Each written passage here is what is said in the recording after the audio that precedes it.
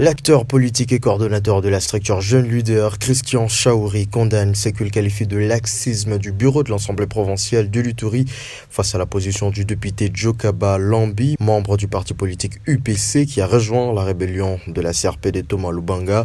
Dans une déclaration de ce mardi 6 mai, il demande au ministre de l'Intérieur la dissolution de ce parti politique qu'il accuse de soutenir la déstabilisation de la République. Suivez-les dans cet extrait.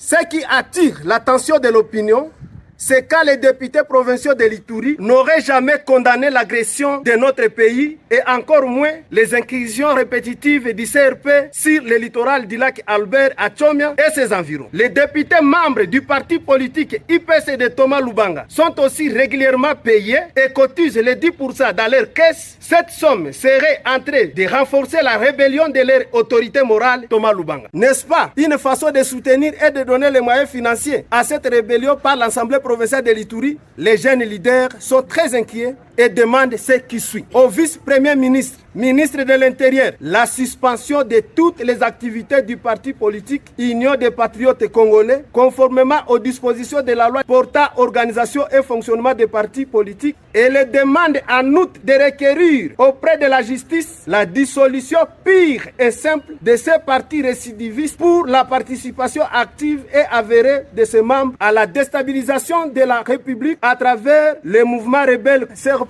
dont Thomas Lubanga est coordonnateur. Contacté, le député Joseph Aïlé de l'Assemblée provinciale évoque que le plénière de l'Assemblée provinciale sont actuellement suspendus.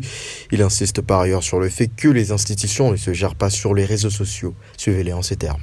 Le pays est gouverné, mais je n'ai entendu aucune institution de la République accuser un député provincial. Alors nous, comme hommes d'État, on se contente de ce qui est légal et de ce qui est officiel institutionnalisé. Nous ne sommes pas là pour des racontars de la rue. L'Assemblée provinciale a agi par la plénière qui est souveraine. Et malheureusement pour nous, depuis septembre de l'année passée, nos plénières ont été suspendues par le VPM de l'Intérieur. Comment nous allons agir sans plénière? En tout cas, à ce que je sache, aucun député provincial ne soutient les groupes armés et aucun député provincial n'est contre la traque des groupes armés. Pour sa part, Pélé Kaswara, député provincial et cadre du parti politique UPC incriminé, évoque le fait que l'Assemblée provinciale ne peut se substituer à une instance judiciaire quant à ses problèmes.